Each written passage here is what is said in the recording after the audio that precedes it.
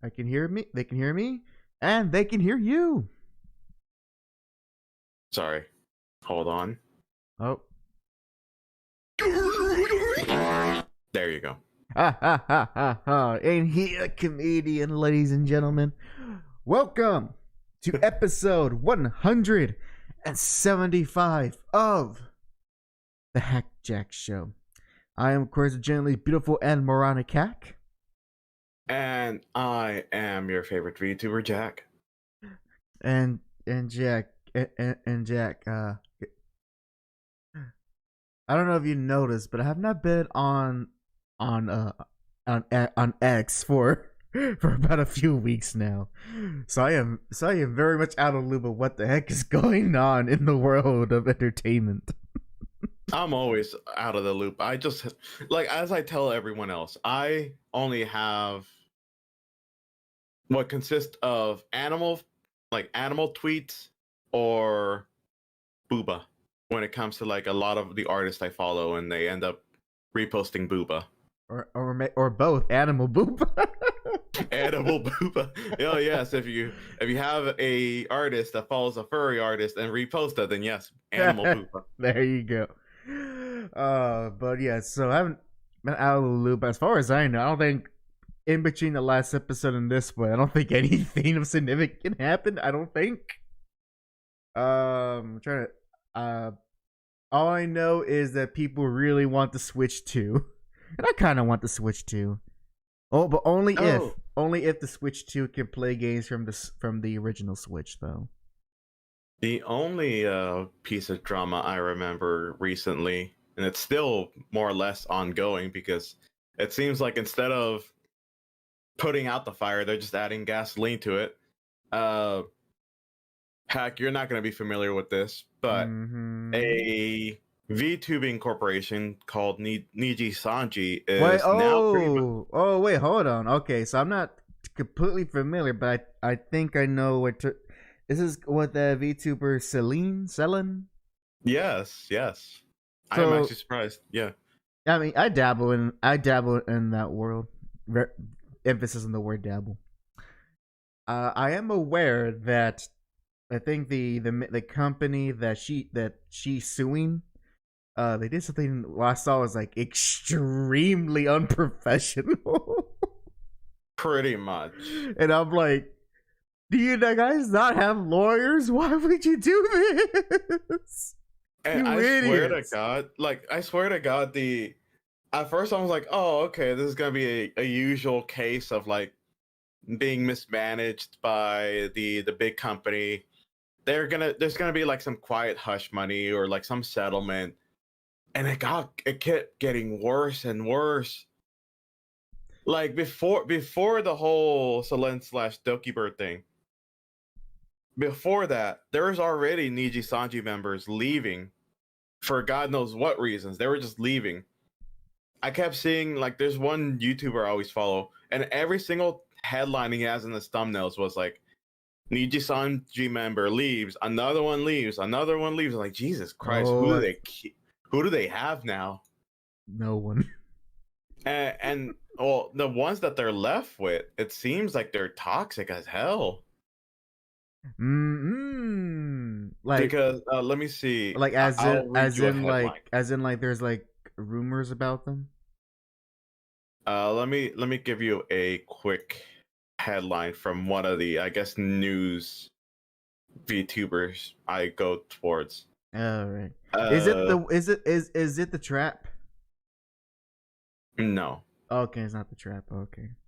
I know. I've seen his stuff on occasion, and all I could think is, dang it, get a guy and model, you weirdo.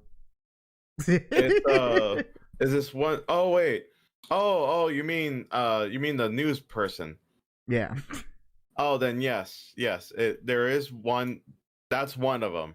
Rev is one of the people I watch on YouTube. The other one is called, I think, Fallside. Give me the headline. Shoot it to me. All right. Oh, I forgot he doesn't give good headlines. He just gives like the story. Fallside gives headlines. But either way, basically this one thing called a controversy Niji Sanji will never address. Basically, there is one Niji Sanji member that likes to really make fun of white people for no reason, like to the point where it's like kind of weird. Interesting. A plot thickens with It's just like racism. super weird. Like, and what's funny is the fact that uh there has been very big VTubers, like very, very big, that made fun of not the situation, but of that specific VTuber, the one that's kind of racist. And I'm just like, damn, if you're getting made fun of for this thing, I think you're kind of in the wrong, especially when it comes to like race. We're talking about. P- Don't you know white people? You can't be racist against white people according to X, because white people aren't people. it's like this weird thing of like, it's like the weird logic of like, you know, okay, this is gonna sound weird, but it's gonna close in, it's gonna be tying in. All right. It's like an art. You know how whenever you were in art school, they will teach you the colors, Yeah. and then they say, here is white. What is white? And people be like, it's a color, and they're like, no, it's not. It's an emptiness. It's not color. There is no It's color a because lack there's of nothing color. there. It's a lack of color. That is the weirdest. Like, okay, when it comes now tying it back to race, this is how I feel like these people are acting, like where they're like, oh, white people are not colored because they're lack of color. Like, okay. All really, it's very simple. It's very simple. All it really is, and this applies to anyone of any race, is that, it is that it's a, how to put this, it's a very, you mostly see this in very liberal, but not necessarily only liberal. And I mean, when I mean liberal, I mean people not in terms of open mindedness, but in terms of politics. Of those type of people who feel that because white people are the quote unquote bad guy of society, that is that is very safe and easy to make fun of them, to the point that they do it so constantly that they don't realize that if they change the race of their comments, it easily makes them extremely racist. Although it doesn't really matter, because even if it is white people, they are still are extremely racist. It just so happens they're extremely racist to a group that to a group of people that don't have a lot of uh basically victim points.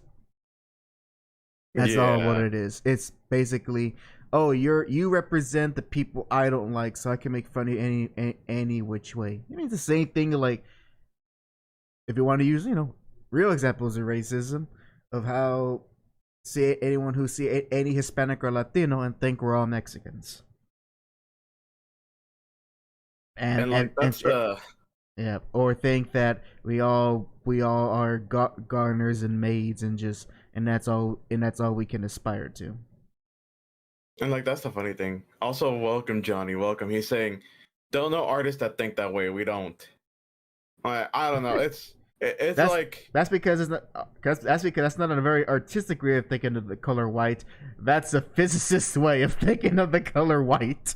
yeah, dumb people are dumb. I'm the bad guy. I'm a necessary devil. Okay, Billy. But yeah, like that's the thing. Like, it seems like the people that are stuck in Niji Sanji are or not stuck, but like a good majority of them. It's looking like they're the toxic ones. I don't know. I don't really watch Niji Sanji at all, so I can't really give a valid criticism. Well, But you can if give a criticism, but you can't say like with absolute fact that the people who are still there are for a fact that they are toxic people behind the scenes. well, I say I don't give valid criticism because like literally I don't watch any of them. I only know of one guy now that's in Nichi Sanji, which is that guy that's like the racist one. And I don't know anyone else. So that's why I'm saying I don't have a valid criticism, because if I only hear about one guy, I can't really. Oh, you have an opinion at least. Yeah, There there you you go. go. See, it's better. But like that's the thing that and it's making me think with the whole Doki Bird thing, where it's like she was saying how she was getting bullied within the company. I'm like, oh, this kind of makes sense now.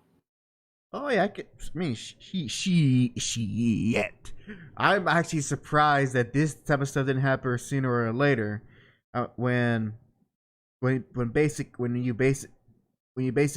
you're an organization where it's all about becoming the very popular and sociable, you know, you can have things run well, like things like with Hololive and their lack of controversies. You can imagine that they're treated right and they are professional behind the scenes.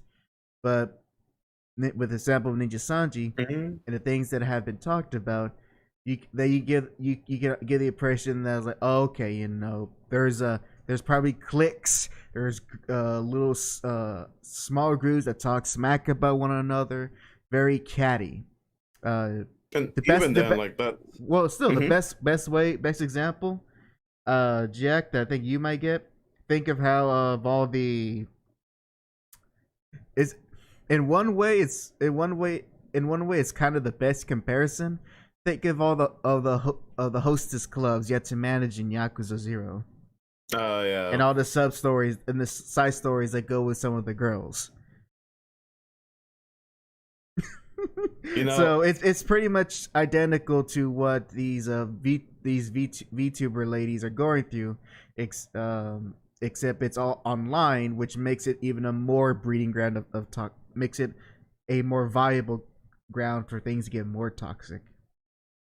and these like corporate, or like because I can't say VTubers because I'm just now talking about the VTubers, the companies that do the VTuber stuff, the companies themselves. Agencies. Yeah, agencies. That was the word. Thank you. Uh, with these agencies, hell, even Hololive has their dark spots because Oh yeah, no, yeah, because I don't. because they essentially run like an idol company or idol agency. And That, and also it's just like the fans are oof, oh oof. yeah, I still. Now here's the thing. I enjoy a lot of the Hololive characters and the Hololive people in, like, don't get me wrong, I enjoy it. And to the point where I'm willing to probably buy merch with some of the people there. But the one thing is these fans, like, I guess the stands, because there was always that difference. These stands, man, they need to really calm down. Like, Yep. there has been a more or less hush hush situation of don't mention the Black Sheep group, which is Hollow Stars, I think. Let me see. Oh, is that the one with all the guys? Yes, Hollow Stars. If it has And a I deck, feel okay. don't talk about it. I feel so bad for the Hollow Stars guys because they are doing their best, and I bet you I need to watch some of them because I bet you some of them are actually very enjoyable to watch. I feel so bad. Then two of them were essentially forced to use their words to graduate. Probably because, like, I look swear at that! Look at that, Johnny. because how rabid these people are with their fan base. Like, oh, if it's not Hollow Live, then I don't want it. If it's not a cute anime girl, I don't want him. Like, geez, they're all under the same company. And I'm also sad for some of these Hollow Live members because, like, Fuwamoko, they were literally reacting to the I guess it was like some kind of event that they had for Hollow Live, Mm-hmm. and it was going through like this summer like fashion or whatever they were doing, and they were like literally vocal about every single person, like, oh my god, that's this person, that's that person. But then it came to the Hollow Star members and they were silent. Now, i am not saying I am not saying that they're bad. I am not saying that they did that out of malicious intent. The way I think of it is they're literally trying to not cause any sort of drama, because damned if they try to say, "Oh my god, he looks nice," they'll get hate because Hollowstar member did this, or I don't know what kind of hate there is. But like, oh yeah, I don't like them because they did this. But then if they stay silent, then they're gonna be like, wow, they're being mean to the Hollowstar members. Like, well, damned if they do, damned if they don't. Yep, it's the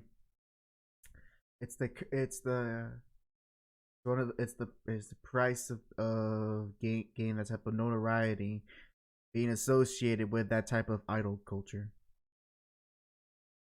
Yeah, it's just they should probably start calling themselves idols. I want the. I mean, they practically do, because especially Hololive, they hire a lot of people. They hire a good sum that can't sing. Yeah, I'm just thinking in my head, like, kind of the word. Like, when you think of the word idol, like, what's an idol? It's something to idealize, idolatry. It's a symbol of worship, and I'm like,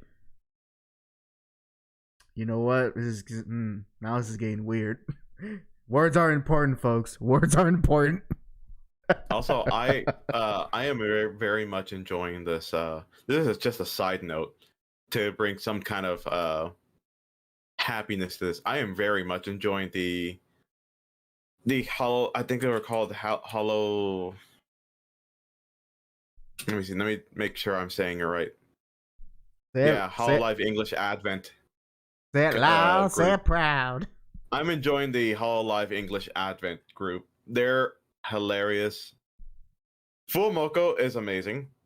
Bijou is unhinged. I have a lot of respect for Bijou, just due to the fact that she actually played Devil May Cry 1. She didn't she started on 3, whatever, that's fine. Mm-hmm. But she actually played 1.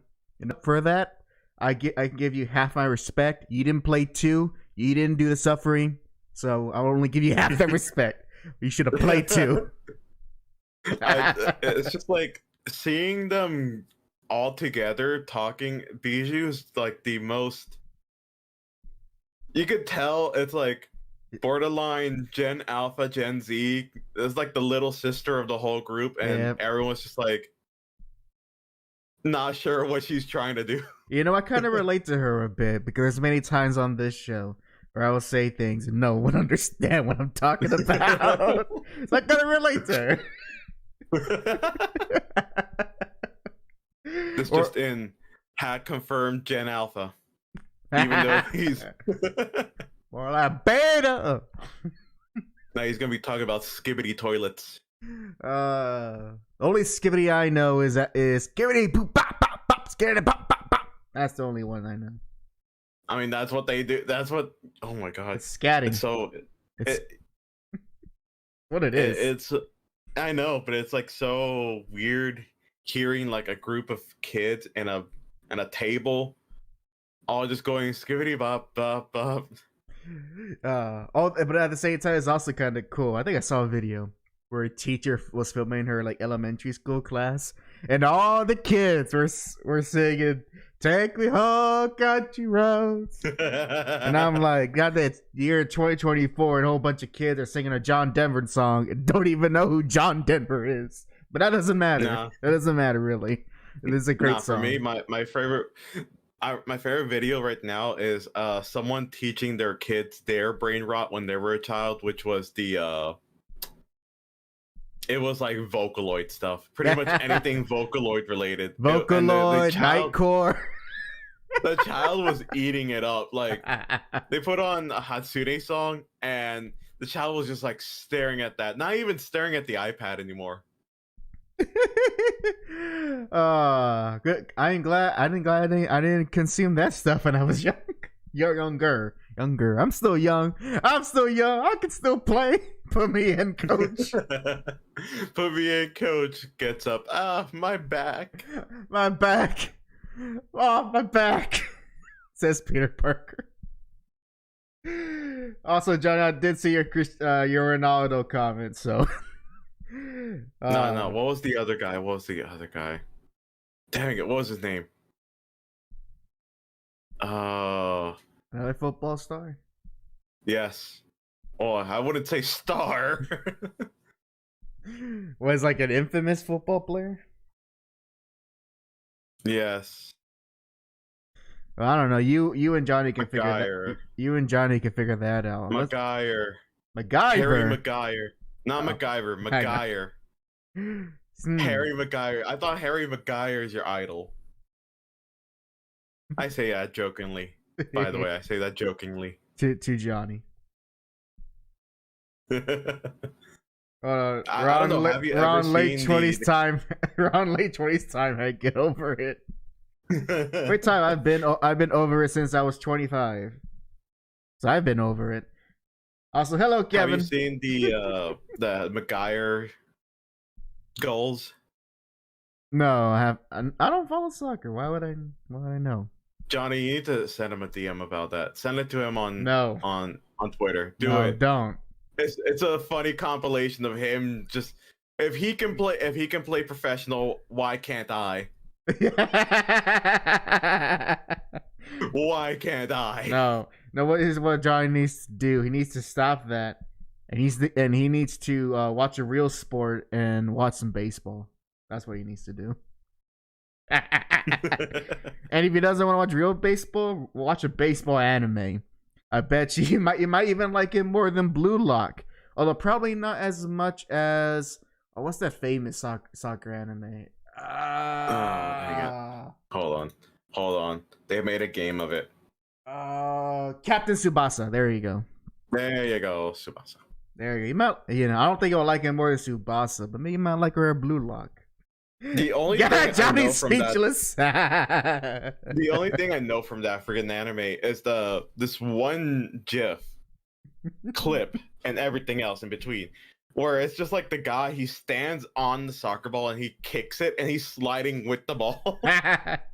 Kevin, you should watch baseball anime. Everyone should watch a baseball anime. At least one of them, since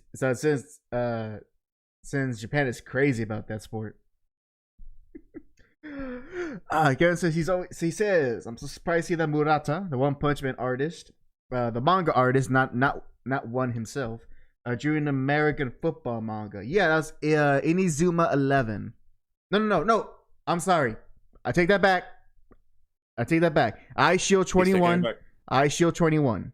I actually kind of want to read it because I actually want to see how, I guess, the way how football is seen from like a completely non-American perspective. So I'm intrigued by that.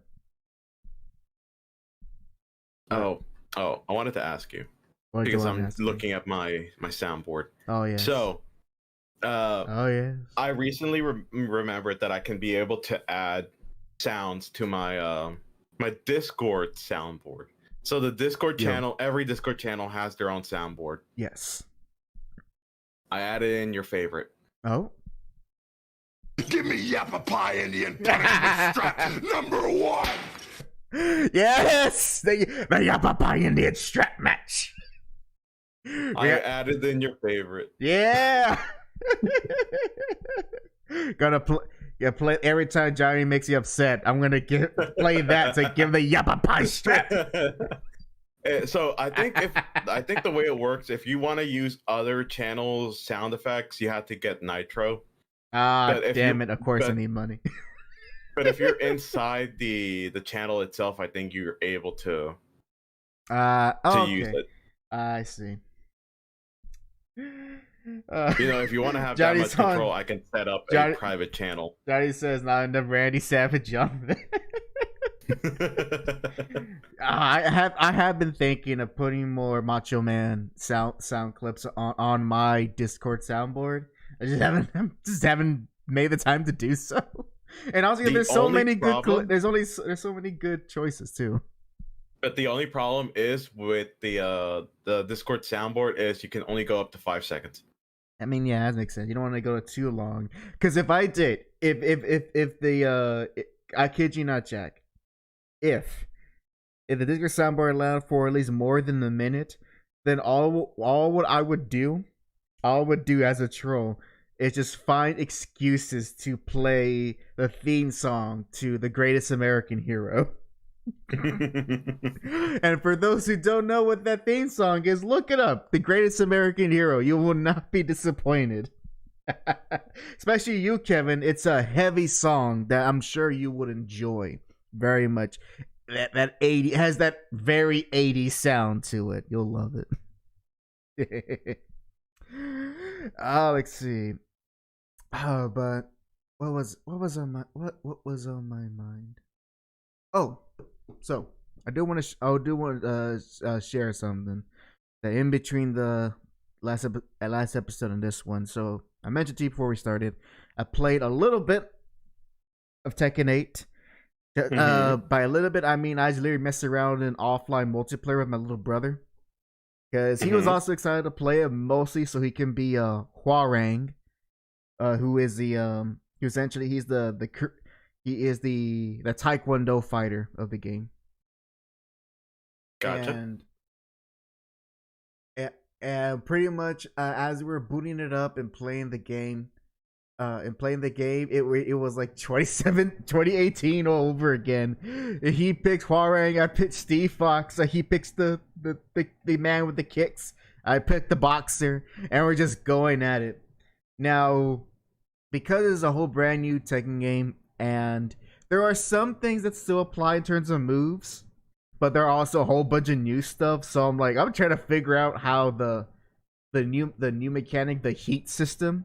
I still haven't really stopped to actually learn how that works, but from the way it's used, that's a Tekken 8. If you're gonna play that, Jack, just know that with that system, it makes Tekken 8 a super aggressive game. Like you can probably rise up pretty easily in the ranks once you find like an optimal bread and butter combo that you can use for every juggle and into the heat mode. Oh, yeah, you can like bows through a you can not bow. What's those I'm looking for? You can bulldoze your way through a round very easily. It's insane. Gotcha. And also we found that there is a stage that I want to know if it's in the story mode where we're literally fighting on top of a meteorite in space. Wait, what?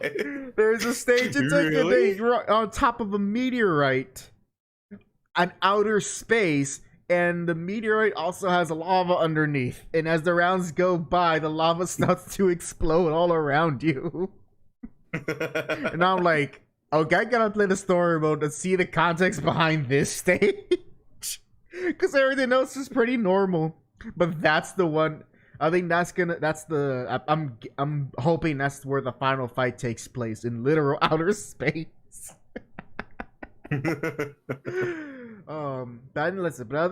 I did get to try a few more characters. I did try out King, and King plays just like King. There is a few things that were slightly different, but otherwise, I was able to do all my shenanigans.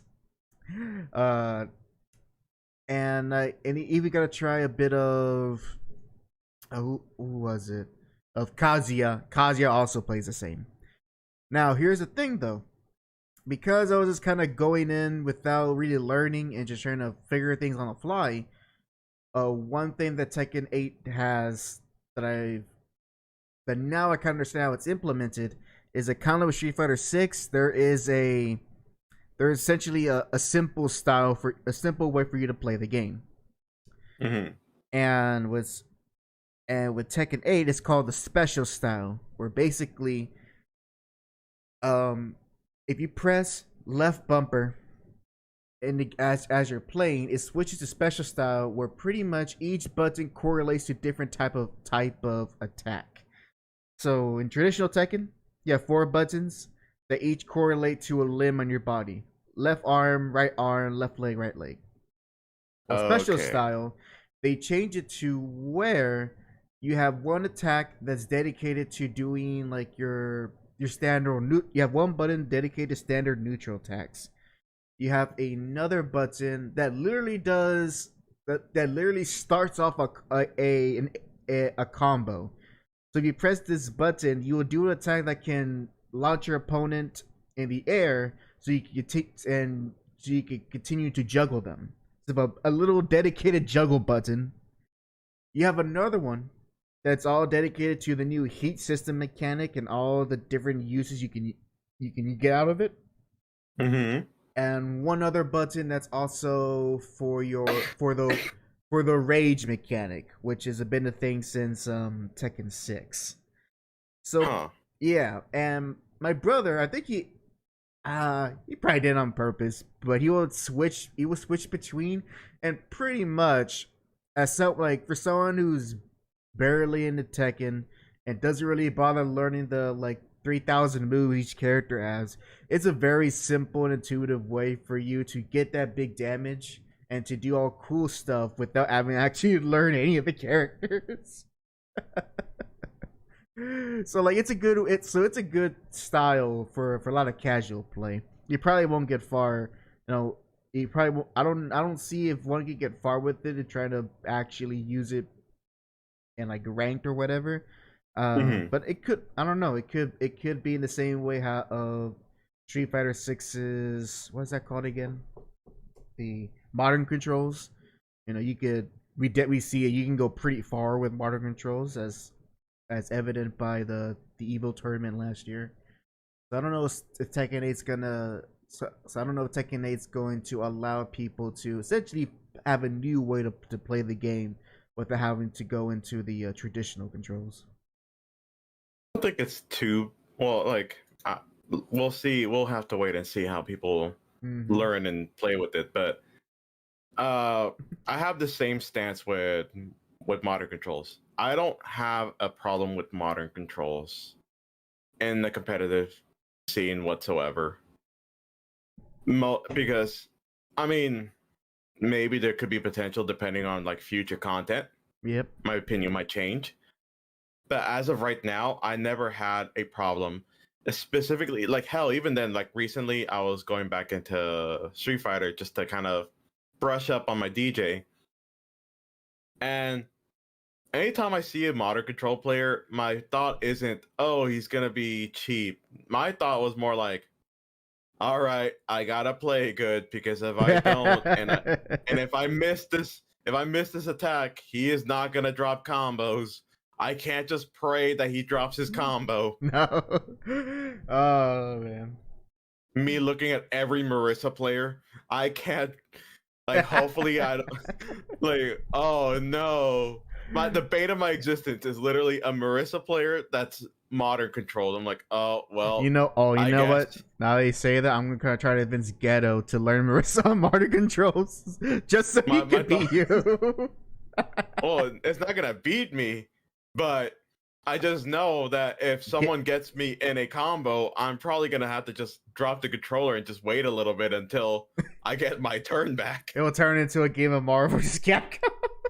Yeah. Like or worse, it will turn to Dragon Ball Fighters.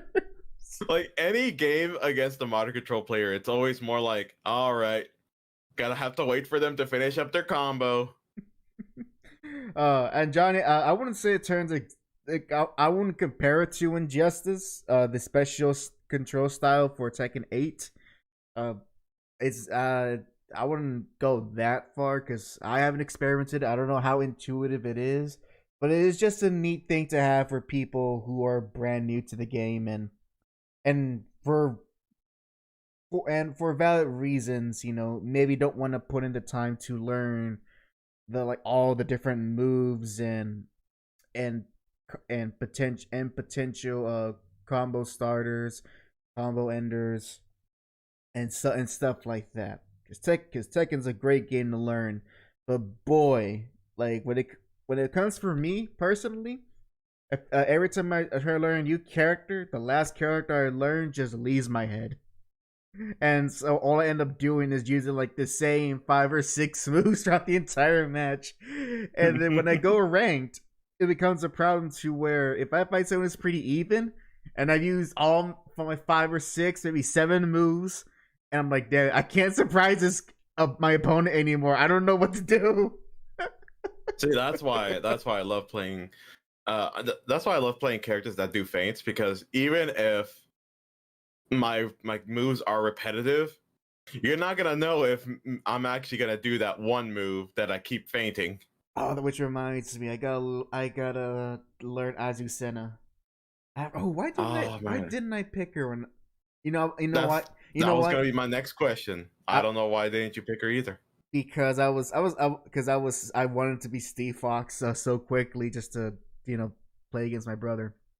Dang, I mean, you can't. The Steve Fox he doesn't have feints, but he has his dodges, because he's a very unique Tekken character where, aside from maybe like a 1 or 2 attacks, he doesn't have kicks. So his kick buttons are actually dodge buttons. So he has 2 dedicated dodge buttons. Hell, even I realized that even King has a feint. I never knew that. Oh yeah, yes he does. He also loved using his quick step, and I found his body check. He just like slams you with his chest. Man, I was looking online for like there was this guy that actually did a very nice little visual. I like certain people that do like nice visual edited stuff to the where everything's legible pretty much. Right. This person was trying to teach how to do the famous King combos.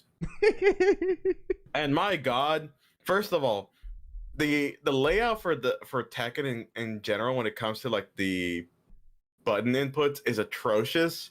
Mostly because I'm not used to it, but like to me it looks atrocious. You have like when it comes to Street Fighter or any other game, it's like, oh yeah, here's your normal attacks, here's like the standard. This character will have a left forward, this one will have a back forward, or something like that. No, Tekken is like, oh yeah, we have that, and then we also have 50-page essays of button inputs.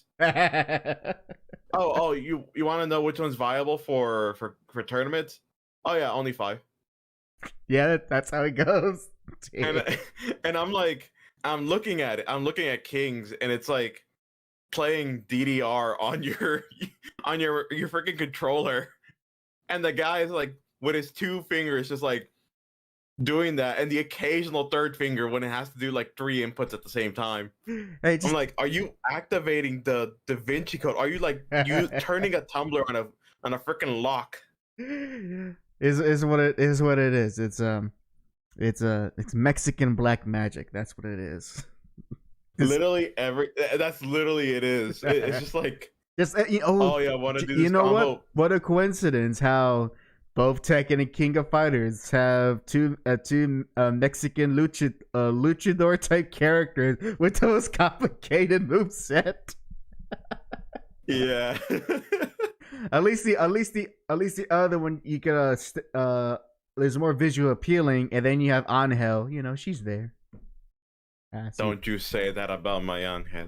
You're telling me you don't look at King and go, that's a man right there. That's a man. I thought you were gonna go like, that's my man.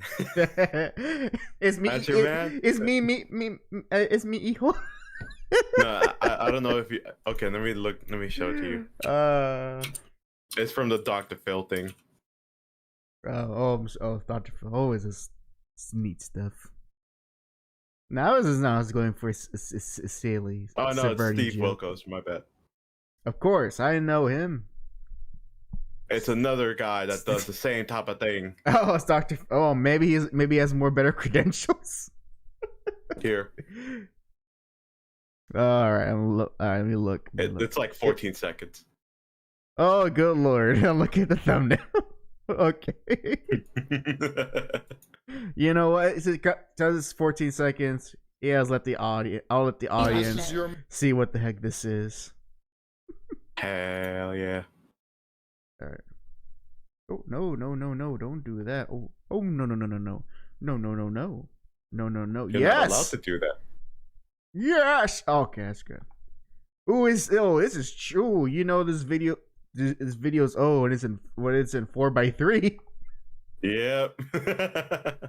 All right, audience. Let's watch this together. See what Jack is referencing. Man. Yes. Look at the screen. That's mine. And that's what you're going to settle for. I'm gonna stick beside him. That's mine. I'm gonna stick beside him. I'm gonna stick beside him. The way he's sitting on the chair. It's like, come on, man. At least, you know. Ooh, Johnny has a question. Issue 2 of Ultimate Spider-Man. How are we feeling? So I will do a proper kind of update / review when issue 3 comes out, because issue 2, there wasn't too much for me to review. It was fine. I think the big takeaway from issue 2, and I'll spoil this because it's really not too much to spoil. If I had to criticize it, is that not a lot of plot happens, but instead what we get is essentially Peter Parker, they do highlight this in the story, in the comic itself, is essentially imagine Peter Parker at the age that he is, so he's a grown man, of having to be Spider-Man without that years of experience. So I actually do dig that, of how within the month after he accepted to become Spider-Man in this alternate version of him, how he's having trouble getting the hang of it. I think one of the earlier pages, you see him having trouble just trying to land, which I thought was funny. And we do get a first glimpse of him fighting a villain, and you can tell he is Peter's very unprepared, because he, not once but twice, Jack, he gets KO'd by, of all people, Shocker. Shocking. Yes, and I actually do love it, of how, because it's Peter, he doesn't know anything about crime fighting. He's so inexperienced, so green, that when he sees Shocker for the first time, he doesn't try to punch him or anything. He literally goes to them and starts talking with them, and then Shocker plays along, and then and in that conversation, just pretty much sucker punches him. Ooh. or sucker shocks him. I think that's the best way to put it. And then Peter ends up falling into a dumpster. So there is some comedic stuff. I just wish there was some more progression in the plot. But one thing I've also noticed too that was interesting, was that assuming that's going to be the same way with each issue, it seems that every issue is going to be a month forward, because issue 1 came out in January, and the story starts off in January. Issue 2 comes out this February, and the setting of issue 2 is in February. So I'm guessing for this book is, which you very rarely see in comics, they may actually progress month to month as the reader is seeing it progress month to month, which again is actually very atypical for comics to do, to actually have almost real-time story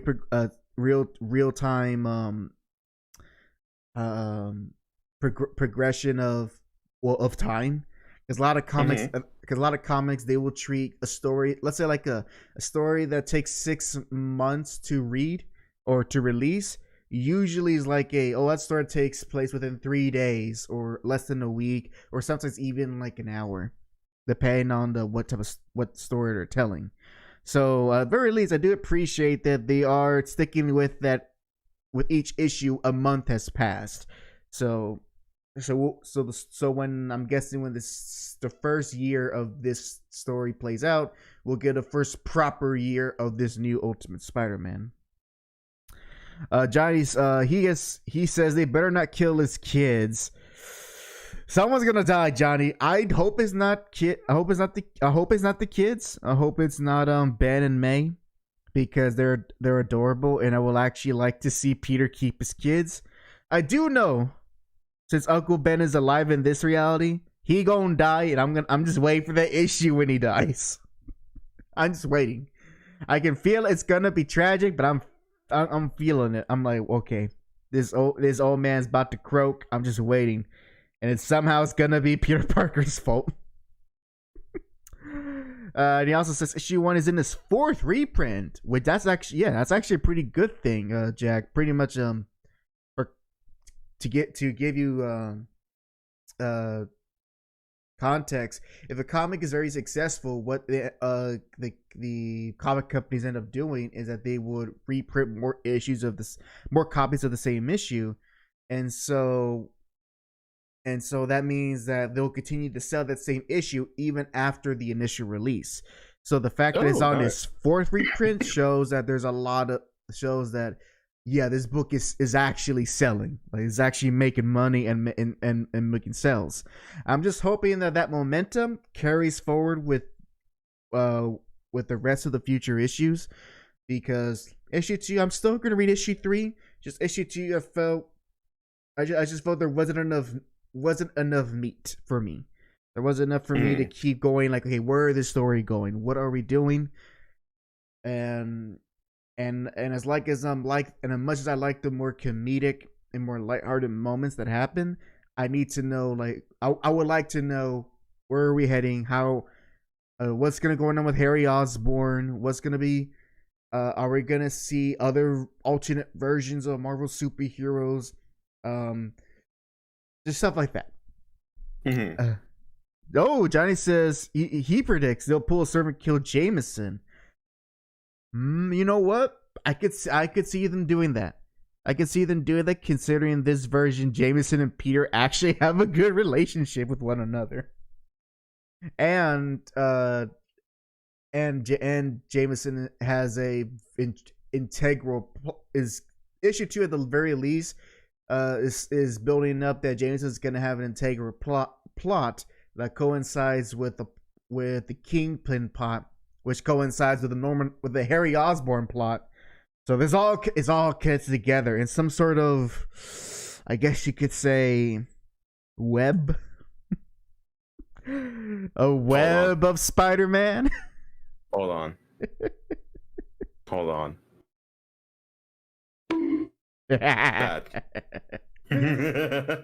So yeah, but so far, yeah, I'm enjoying it. I will continue to see how far it goes. I'll do like a proper update video when issue 3 comes out, since there wasn't enough for me to really say anything about issue 2.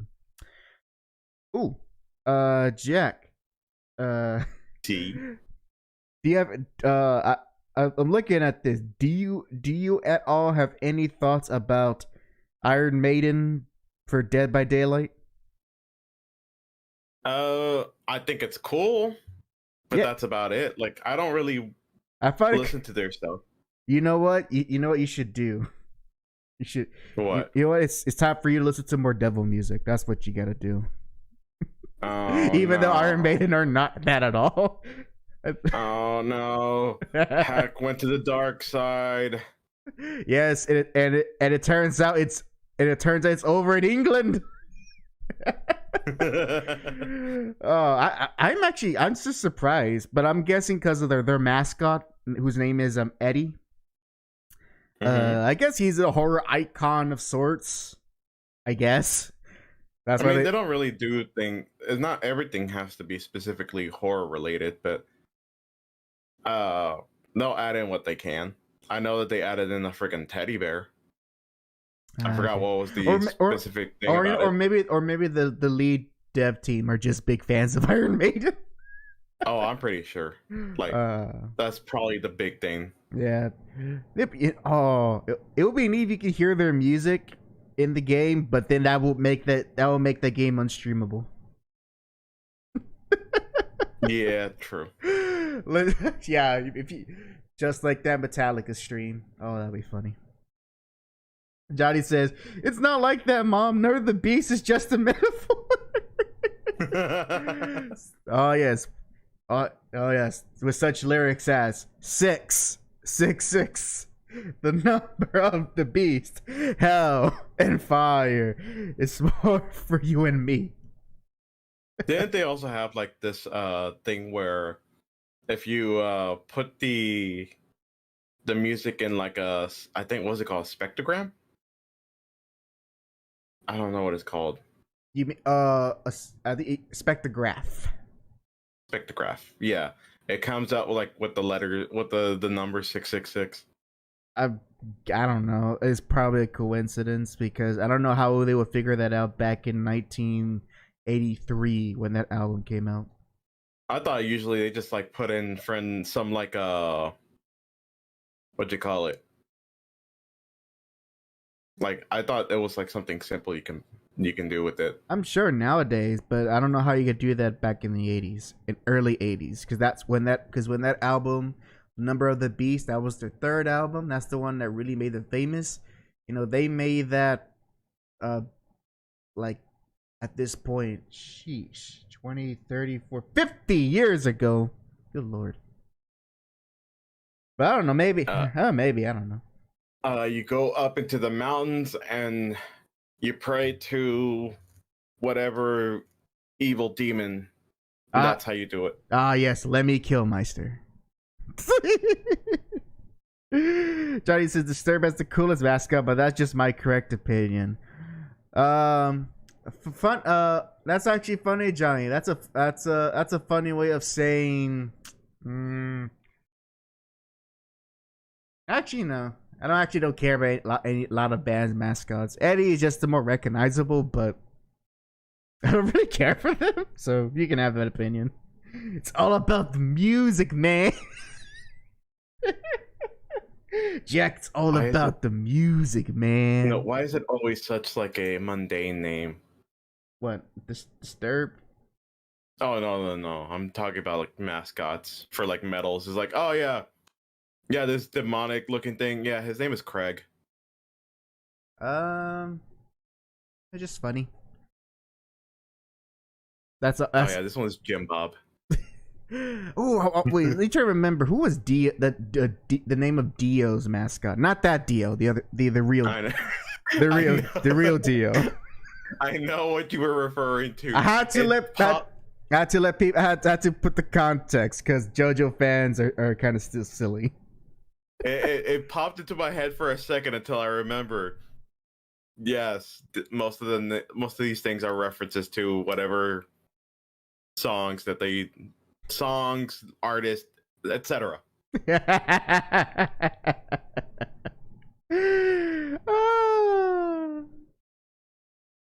Booty jazz. Dio the man, not the vampire. Okay, I'm trying to figure out. Not the Ree. Let's see, what was this? What was his mask? Oh, that's right. His mascot was like literally a demon. His name is Murray. Murray. Oh man. I mean, yeah, it's I think most it's just because it's fun and funny.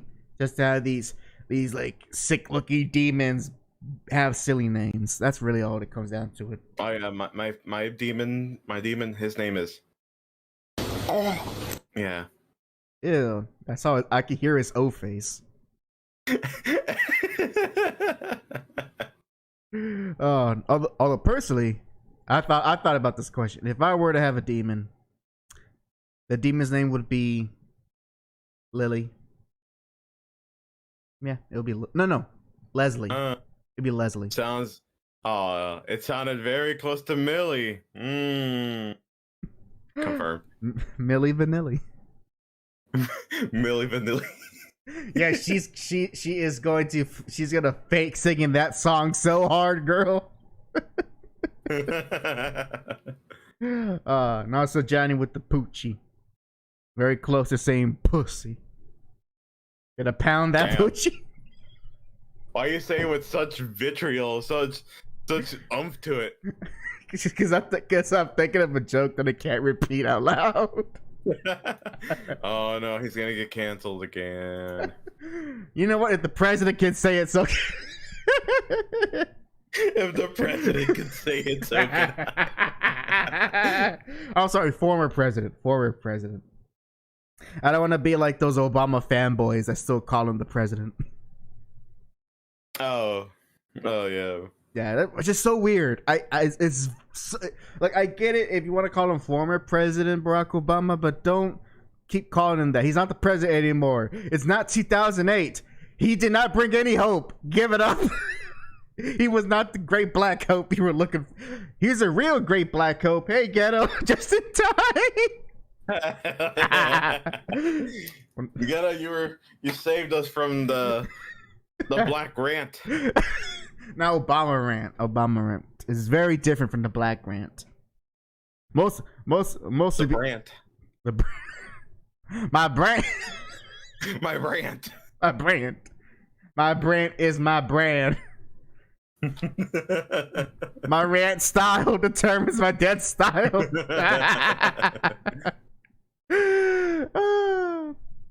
Oh, Kevin says, I thought if you stopped being president, you could still be called that way. Oh, it's an opinion thing. It's not. It's mostly just an opinion thing. Once you stop being the president, no one has to refer to you as former president. They just call you by your name. But because a lot of media tends to like their politicians, or at least try to seem very presentable, and for the masses, they will refer to them as former president so and so and such forth. But you always got to remember, in terms of how the American political system works, that a president, is just a title that you hold for a few years, and then you give it to somebody else.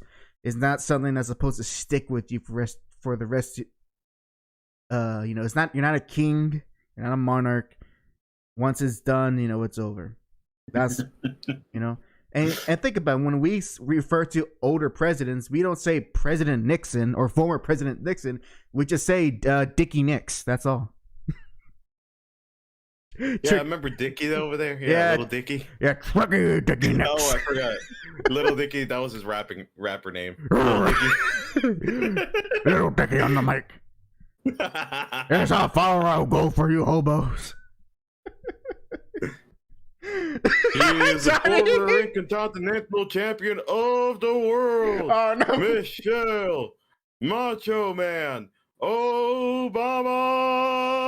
Start playing the music. I don't have any. Hold on, do I have any? Not unless you got Macho Man's theme up and ready. I don't. Oh well. Though I love that. Oh, though I love Johnny's comment. It's like 3 jokes in there.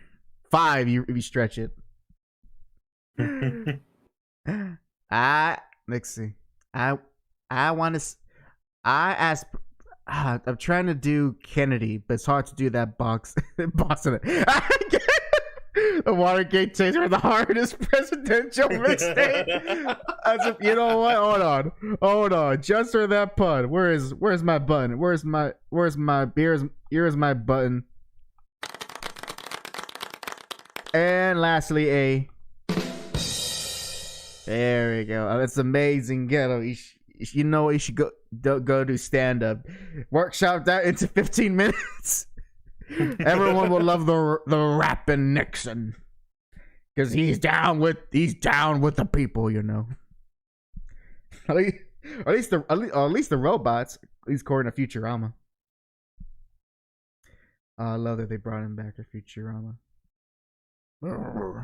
Checkers. It's a dog. It's his dog, right? Checkers. That's his name of his dog. Dang it, now I can't get Nixon out of my mind now. Damn. What keeps you up at night? Stupid things. That's what. Silly what keeps me up at night? Oh yeah, it's that Watergate tapes from Little Dickie's. Amazing guy. Amazing. I love his rap. Especially, I love that verse he said about Vietnam. I can never look at the name of that country ever again. It's not Vietnam, Vietnam. Yes, you gotta say it. See, Vietnam. You gotta say it like you're a native. Even though I'm probably butchering it so bad. Oh man.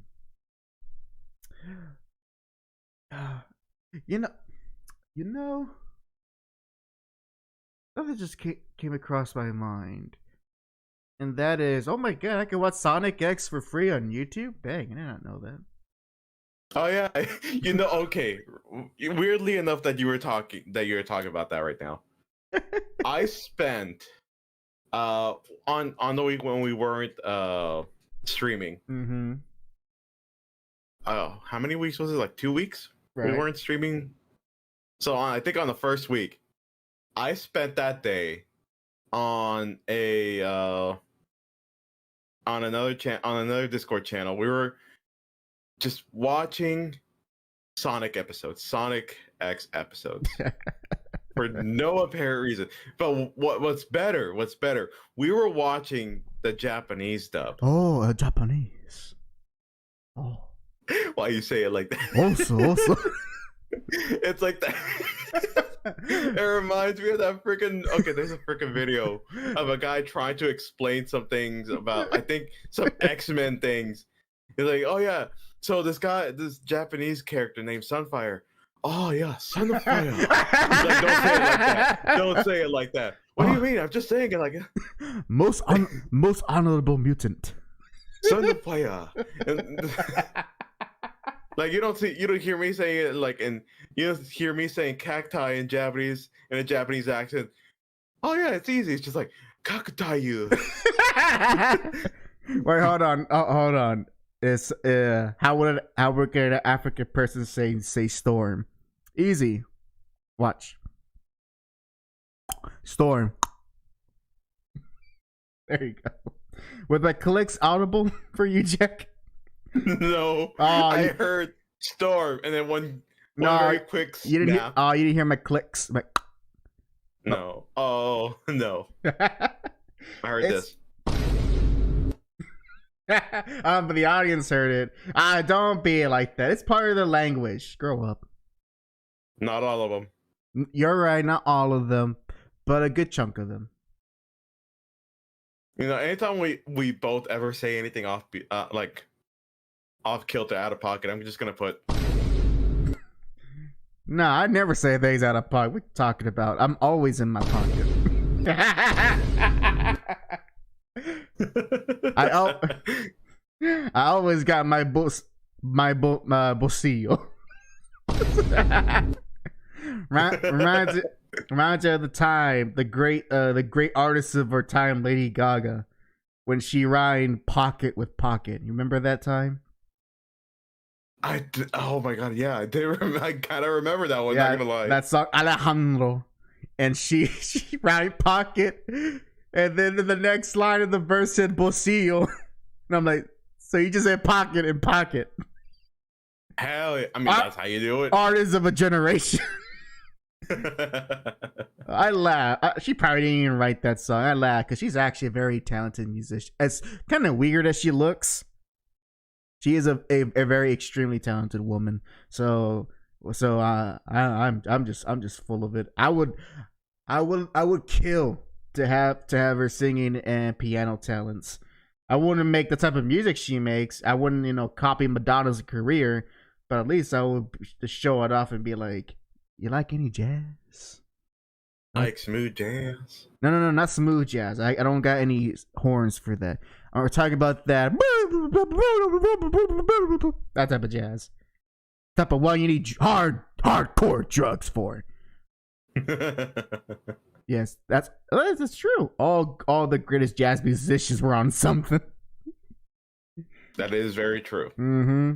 That's how you got those great bopping tunes, because all of them were high on opium. Anyways, you're watching Sonic X. I don't know where we going from there. You're watching Sonic X. We were all kind of okay, more or less. We were watching it from the very start, and we were more or less amazed of how we forgot that there were a lot of things censored.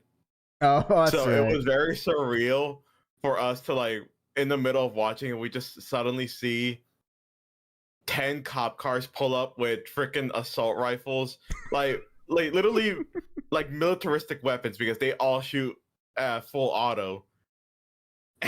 Gotta kill that shooting headshot. at Sonic and or Eggman or both at the same time. I mean, it makes sense if you see a blue headshot running faster than the speed of sound.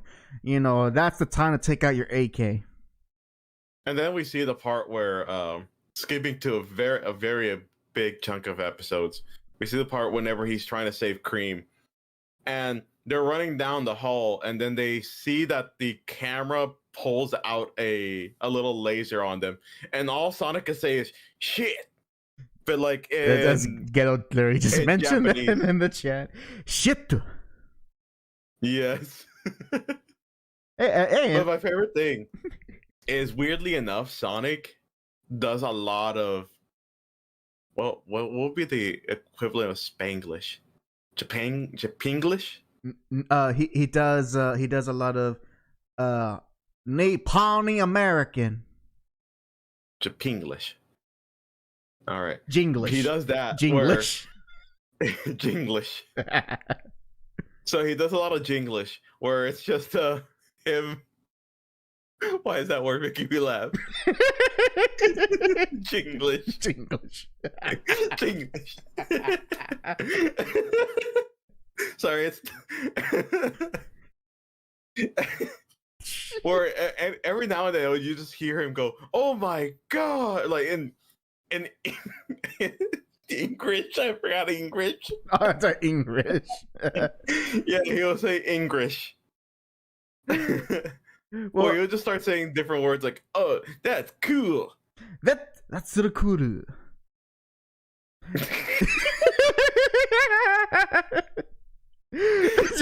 Johnny says Jinglish sounds like a bad Pokemon name. Quit it. No, never.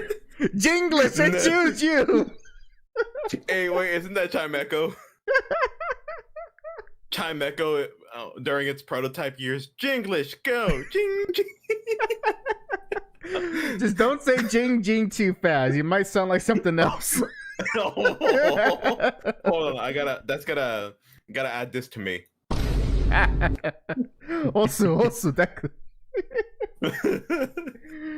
Yep. Jingle, jingle. There you go. The cry is jingle, jingle.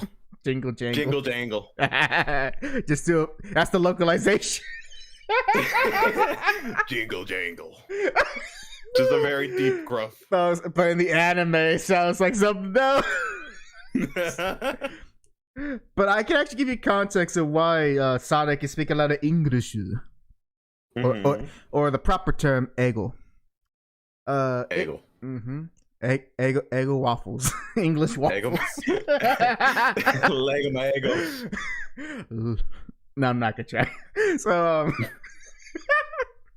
so the reason why Sonic has a lot of like random English put in is because I say remember, but how much do you know about like the kind of the context of how he was created? No, I guess I don't. Okay, so here's a Sonic history lesson for you in the audience, because of course only I would know this. Maybe Ghetto might know this too. So when Sonic was created, basically Sega was like, okay, we gotta make a mascot that's like the antithesis of Mario, where Mario at that point in time he was seen like, oh, he's like this chubby Italian guy. He's very family friendly, but very non-threatening.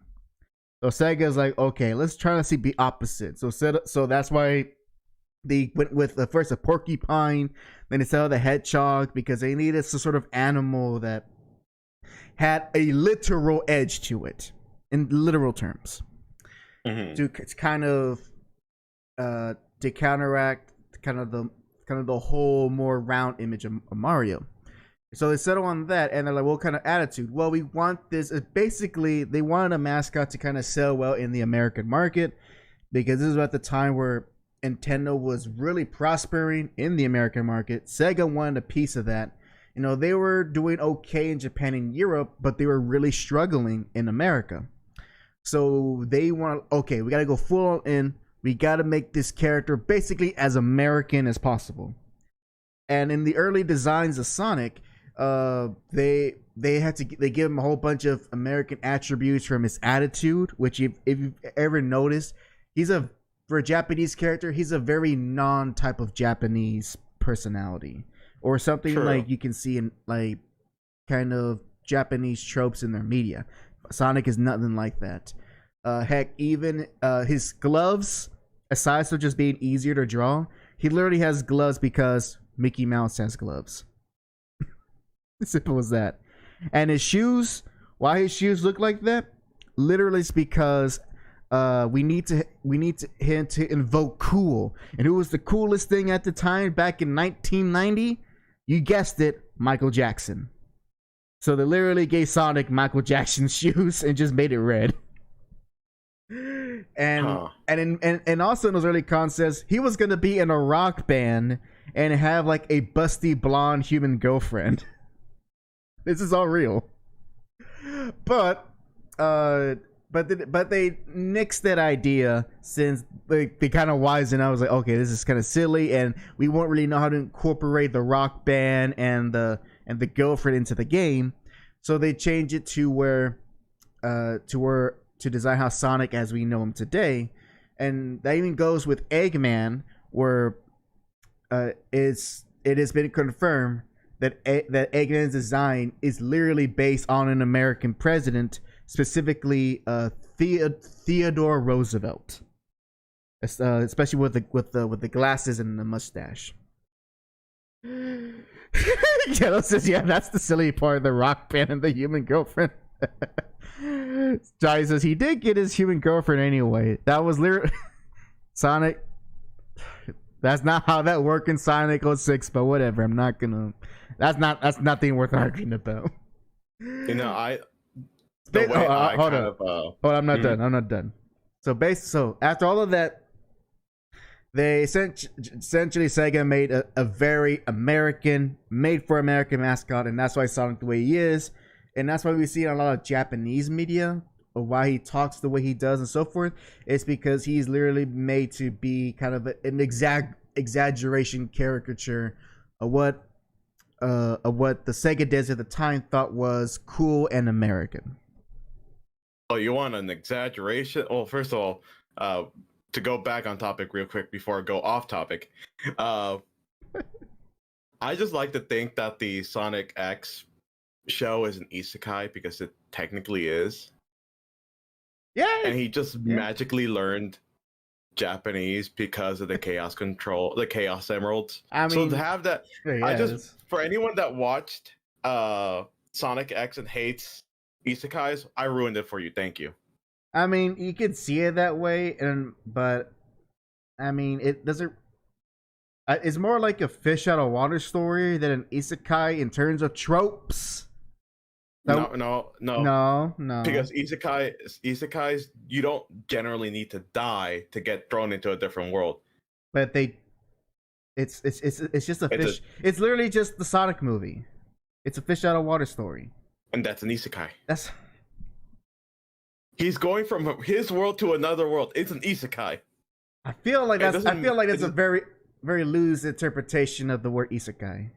No, you don't generally need to go from like, let's look up the term. All right, here we go. We're gonna go with. Here we go. Time to lawyer up. Isekai. Isekai translates to different world, another world, or other world. This is basically it. It's him going to a different world.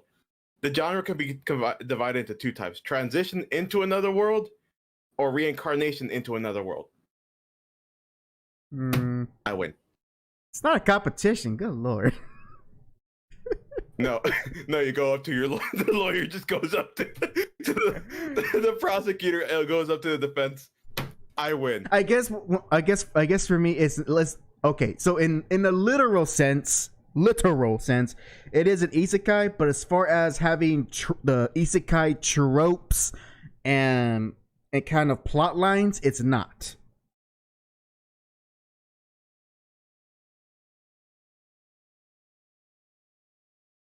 Not really. I mean, every single I watched way too many isekais, to be honest. Also, hi Sarah. you got caught in the middle of an argument. I watched way too many isekais. Okay. All of them with different varieties of things that happen. Okay. Some of them literally just wake up. Like literally, it doesn't even start with them dying or doing anything. They just go to sleep and wake up in a different world. Oh man. Fine, Sonic. Okay, fine. Sonic X and Isekai, whatever. I like to see it more as a fish out of water story, but whatever. But that's what they are. All of them are fish out of water. The only trope that most of these have is they either died by Truck-kun or they either like get OP just remember. He does have OP powers. Just recall. Yeah, yes, you can definitely argue that all isekai stories is a fish out of water story, but not all fish out of water stories are isekai stories. That is true. There you go. Yeah, I think real quick before. Now let me see. What? How Japan sees Americans anime or anime clip. There it is. Johnny says, "Jesus, Jackie boy, drop that salt. That salt. You get high blood pressure." So it says, "At this point, I feel cheated if they don't die via Truck-kun. Why can't it be a Truck-chan? Everyone says call it Truck-kun. Why can't it be a Truck-chan? Sexist." Because most of them are. Can a truck not identify as a woman?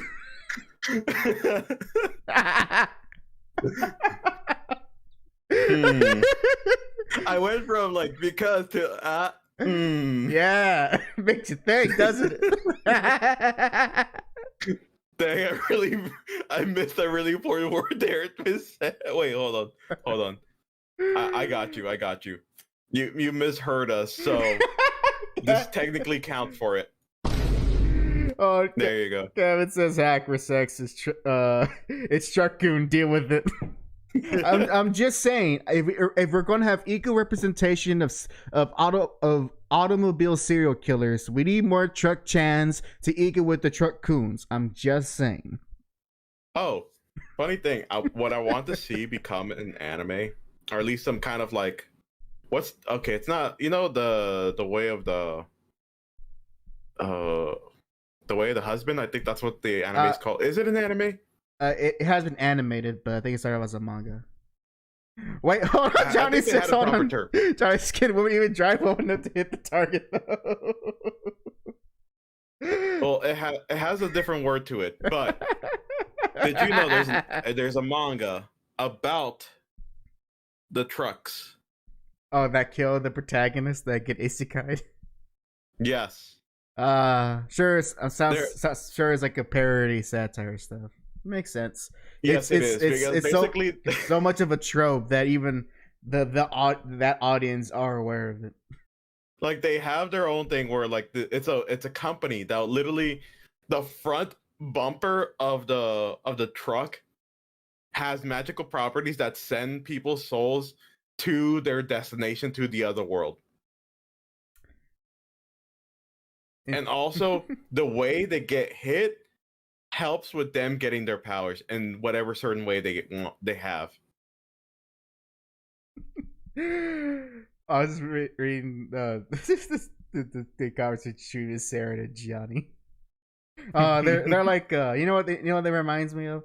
It reminds me of the two people who can't help but respect one another, but then they just end up hating each other. You should see them in my chat. They go like this every single time. Miss Sarah's like, "God dang it, Johnny! You're such a great artist. Why you have to be such a piece of shit?" By the way, I sent on the sources the clip. Sure, it's not a magazine. I'm kidding. Oh yeah, I recognize this thing. Yeah, I recognize that. I always love watching it. Johnny says you're so far off the mark, brother. Whatever. It's not a big deal. Because really, what was really going on in my mind was like, if I were to be isekai, how would I think about it? How would I want to do it? How would I want to die? Which basically is the way how do I want to commit seppuku. Seppuku.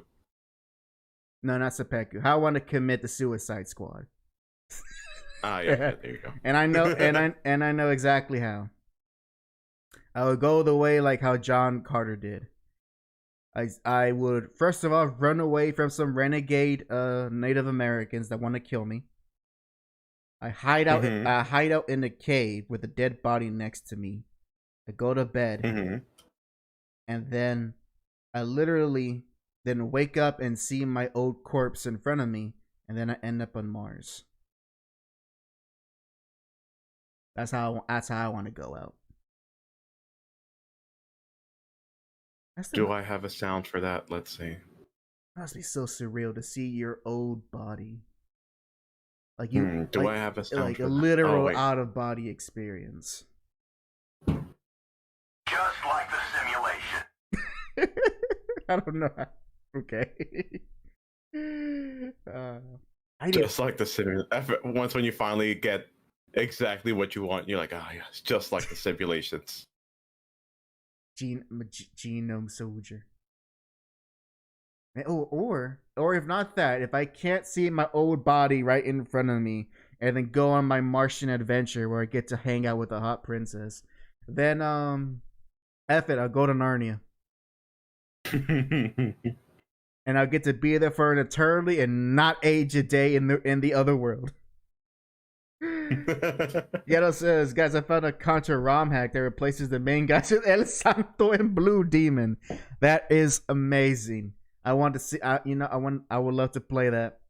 So we can be two luchadors trying to stop an alien invasion. And also, I know also for Miss Sarah Johnny, I know you guys you like to have jabs at each other. I know.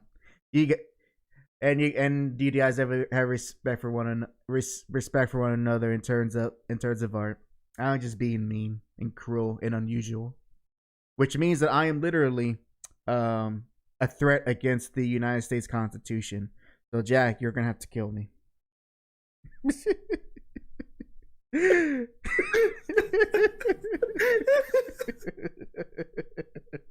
I'm sorry. I watched the video I sent you again, and there's one line that always gets me for no reason. Out of everything they say, out of everything he goes of the, hey there, fucking cowboy, fucking cowgirl, how the fuck you? Oh yeah, it's right. One line that gets me is where he's talking about the hot dogs. He's like saying how he's putting in the King special, giving them a bunch of ketchup and a bunch of mustard, and he reaches over into their pockets for the money. Like, you get these 2 hot dogs for 5 fucking yen. How do you like that? I'll fuck you very much. I don't know why that makes me. Oh, and also, Kevin, just a grammar correction. So when you say luchador fighter, it's not really an oxymoron because they don't contradict one another. The word you want for there will be redundant because a luchador, by definition, is a type of fighter. So yeah, the word would be redundant, not oxymoron, because they don't clash. It's like saying it's like saying what will be it's like saying a redundant, a full semi-automatic pistol. Full semi-automatic. Exactly, it's a full semi-automatic pistol. Now that's an oxymoron. Oh yeah, the fully semi-automatic pistol. Yeah, I forgot about those. I'm sorry, I'm just not too good at my gun stuff. Yeah, you need to watch more white guys on YouTube shoot guns. My fully semi-automatic pistol. I love it whenever you can say these type of things and people will be like, "Oh my god, they let people buy these?" Yes, just like how they let people buy my fully automatic MR15 with scope. AR-15, whatever. I don't own it. I don't use guns. Not yet, at least. One day. And you're right, Johnny. What happened to the AR-14? It wasn't good enough. It didn't pass the tests. And also, Johnny, I am an oxymoron. I know I am. It's a hard life to be one. We all know that hack is sharp, but at the same time, kind of dull. Yeah. It's a hard way to live. It's a hard life. Nice. No. It's a hard. No. Hard knocks life. No, go away, Annie and Jay-Z. No, it will be. Oh. It's like, you know what it is? It's like a battery. Because a battery is there, but then it dies, and that's it. It's a shit life. Anyways, what we're talking about? Yellow says, "Aren't you guys Texan? Wait, calling the squirrels? Furry? How many? I don't know. I don't know. I just thought sandy cheeks. That's all." Okay. Call me a squirrel boy? Okay. Says, "Aren't you guys Texan? Guns are part of the culture." Yeah, but we don't live in a rural part of Texas. We live in the cities where it's all liberal and all that. We live in the shitty. in the shitty. Can I get? In fairness, I will rather live live in the shitty, but near the shitty walk. To be fair, I think Austin's more of a shitty than where we live. We live in the shitty with the shitty walk. My favorite one's the shitty sushi.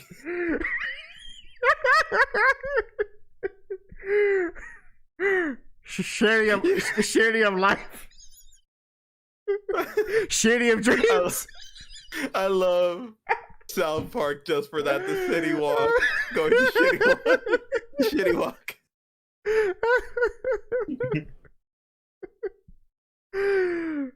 It's so much. That episode is so much worse.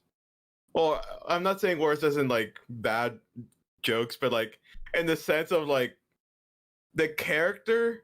That whole episode is about one Chinese dude that has beef with the Japanese dude because they're literally competing against each other on the same street.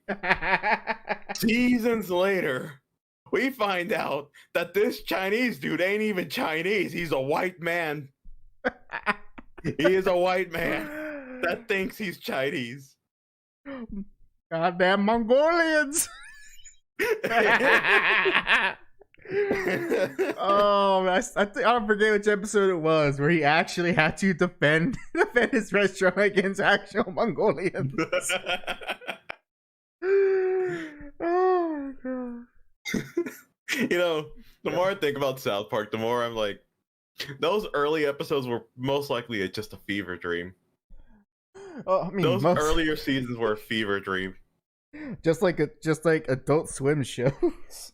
Literally, that pilot episode was, god dang, I barely remember it, but I just have relapses of things that are happening. Oh, speaking of fever dream, okay. I'm gonna go a little disgusting, but bear with me. Okay, I got the Vine boom ready. Jack, do you remember a show called Squidbillies? Oh yeah, I remember that one. Okay, so I remember there's an episode in that series where one of the characters, he's not the main character, is a part of the Squid family. He's a side character. He's he's the richest guy in town. His name is Dan Halen with a D. Mm-hmm. And in this particular episode, he decides that he wants to essentially create a living sentient buffalo chicken wing. It's a chicken. It's so that he can have an endless supply of chicken wings. All right. Okay. And so he forces his scientists to create this abomination of nature as he creates these living pieces of chicken wings together. And Dan Halen will then take a bite and he will proceed to say, like, not enough sauce, double it. Not enough chicken, double it. And as it goes, it turns into this monstrosity of chicken wings, buffalo sauce, celery as legs, and ranch as blood. And then there's one shot where Dan says as the scientist, I kid you not, where's the anus? And the scientist says, it's inside the other anus. Where Dan proceeds to open up the chicken wings anus up, and he's like, I see. And I go, that's right. It's the square hole. The anus is inside the other anus.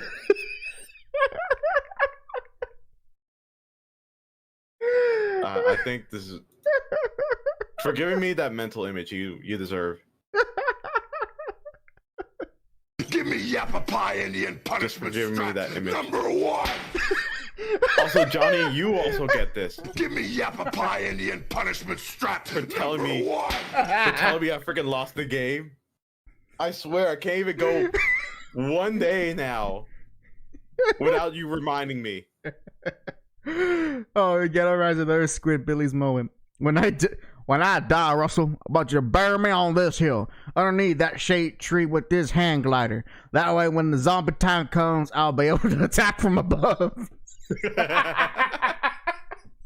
That is amazing. Oh, now remember an episode. Oh my god! So one last Squidbillies reference is where we follow like this office worker he's done with life. He's depressed. He's dull to everything, and you see him having to interact with the main character, and all of this time, at every opportunity, the episode shows that his wife is blatantly cheating on him with his coworker. And it's sad. It's like, oh man, he doesn't deserve it. But at the same time, I just can't help but laugh because of how the fact that he is so pathetic that his wife would rather have sex with a literal hillbilly squid. I mean, it's a squid. Women, am I right? Oh man, it's just it's funnier in context. You see it when you try to explain it, it makes it seem like what the heck, man. But it's funny. I mean, you trust always me. sound unhinged. I'm not unhinged. You're on Hinge. I'm on Bumble. I'm not on Hinge anymore. Oh, that's right. You went back to 10. I'm kidding. Oh, puns. God love them. Yeah, Johnny agrees with me. Women, he says, with the coffee pot, coffee mug. Of course, that looks more like tea. Whatever. Man, that's an awful hot coffee pot. Hot coffee pot, whatever that Eminem, whatever how Eminem rhymed that. It is goofy, like anti-Trump rap. It's so goofy. Why is he in a parking lot? What places you could film? Why in an empty parking lot? Hey, that's where all diss tracks are laid to rest. Sir, what about us? What about us women? You know, is it that we're cute? I mean, I wouldn't go that far. You're fine. Like, you're fine, I guess. You know, Like a famous man said once, high fives for the women and hot tongue kisses for the men. Ew, that's gay. No, that's homosexual. Homosexual. Oh, that's right. I forgot about the do the homie. Do the homie. Do the homie. Do the homie. Oh, you know what? That reminds me. I'm gonna put that as a redeem on my channel. I'm gonna put that as a freaking redeem. Johnny Cameron started doing the homie. Do the homie. Do the homie. Thugnificent. Yeah, only the most hardcore gangster raps do the homie. Gangstalicious and Homie, yo, thugnificent. homie, yo,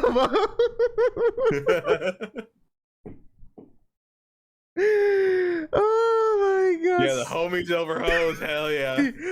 Oh, god dang it. That's such a great episode. Do the homie. Johnny says, I've been warming up those Jackie Boy cheeks for a while now. Kevin says this is getting gay.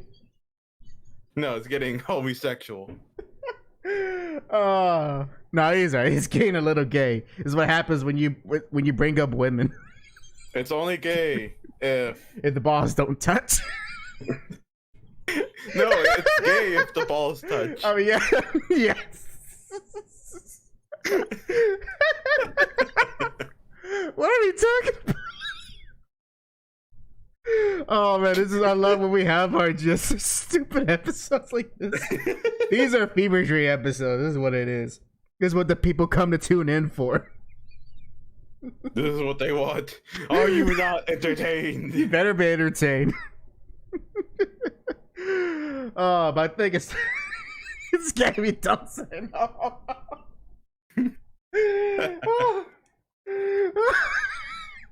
my god! Oh god! Okay. I'm dying over here. The gayness is killing me.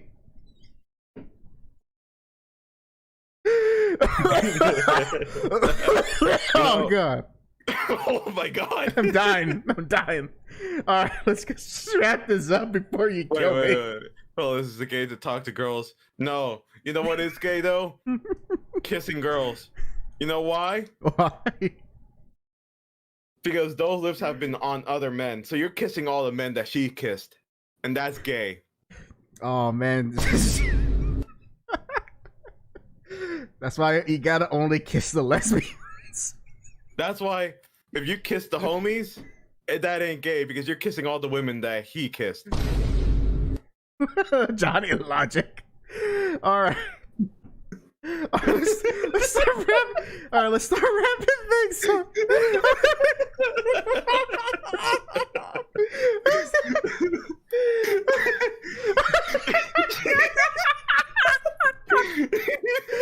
She's also 50% of her father's DNA, which makes it really gay. I'm done. Okay, let's stop. Oh, okay. All right. Okay. My life? Hack's life is in danger. Oh man. Death by the big gay. What was that one meme with the there was a meme about women I mean, and how it's gay to be with them.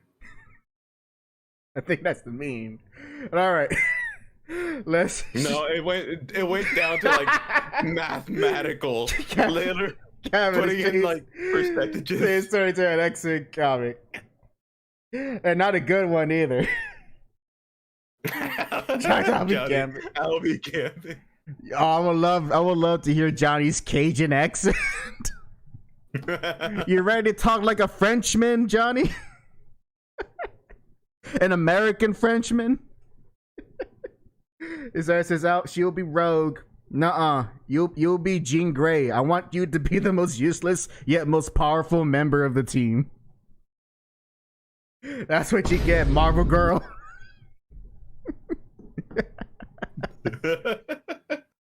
And damn, you really wanted to. You really called her useless. Jesus. But also Christ. said most powerful. This is what Team Saren. This is what Hack thinks of you. It's all subtext, all of it. Gal says I'm forced. That's gay. And you know what? I'll be. Oh my god, Kevin, I just want to explain the stream. Saren has turned everyone gay. No, I don't want to be Iceman. No. No, I will. You know what? I will be. Who's the most toxic X-Men? Damn, I can't. I try. Dang, all I can think is the villains. I'm not trying to be a villain. You know what? Yeah, I'll be Beast. I'll be the furry of the team. I'll take one for. I'll take one for the team. I'll be the smart furry. At least I get to hang out with my best friend Wonder Man. This just in, Hack has now came out as a furry. Hack, what is your persona right now? A blue beast man. And what is his name? Beast. Well, there you have it, guys. There you have it. Now we go back to the radio show. How is everyone doing at the radio? Shadow Wizard Money Gang. We love casting spells. This ain't your mama's radio station. Alright, let's actually get things up. I gotta go to bed now. Johnny says, Son of fire. No one picked a son of fire. Son of fire. That's because none of us are Japanese. Well, you know what? Johnny, you could be a Sunfire, since Brazil has the second largest population of Japanese people. There you go. Yeah, says Beast so toxic. Watcher came down just to tell Beast he sickens him greatly. Oof, that is toxic. That is toxic. All right. Damn. All right, Jack, have anything to announce before we go down more in this rabbit hole?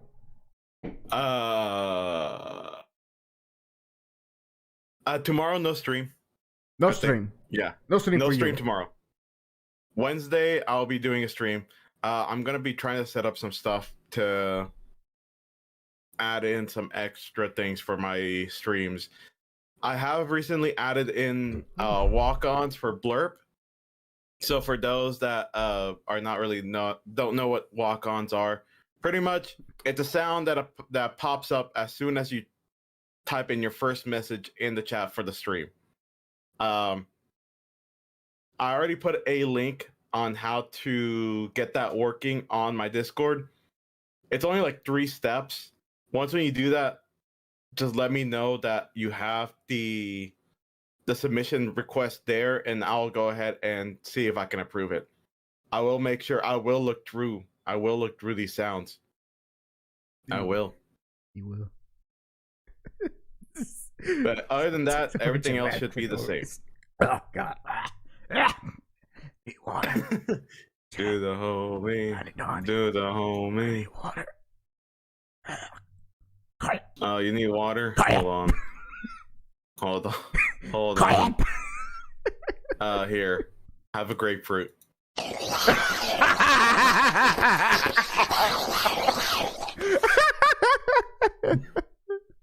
Ill.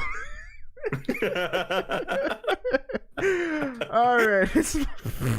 God damn it. All right. As far as my God dang it. I had to hear that video. Oh. Okay. Whew, gotta stop. All right. As far as my announcements, I will do a chill stream this weekend. Most likely Friday night, and I'm gonna go ahead and just start streaming the story mode of Tekken 8. I have the game now, and I didn't do Tekken 7 story mostly because it was shite. But I've heard good things about Tekken 8, so why the heck not? If you're, especially if you don't know anything about Tekken, this would be the perfect opportunity for you to see what the heck this series is all about by watching the latest entry of the series with no context. So we expect that this weekend, and of course the same as usual with regards to the Saint Seiya project. So nothing new to announce there. I am working. We'll get more detail, but I am working on a upcoming stream that I am hoping that I can do for March. This is something I wanted to bring back, something that has been dormant for quite a while. But that's all I'll say for now, because there's still a lot of preparing to do on that end.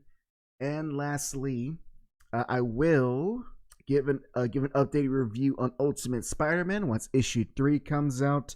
And And if it turns out good, you might even get a bonus review with Ultimate X-Men #1. Hopefully it's a comic worth talking about. Hopefully. So with all of that here, thank you very much for watching this stupid episode of the HACjacshow. We glad you all had enjoyed it, even if you do ponder your life decisions to watch our channel. Hey, at the very least, you left here better than what you were 2 hours ago. Think about that. And when you do, think of us, because we made you better in some ways. Alright, thank you very much for watching. And this is HAC and JAC. signing out. Good night, everyone.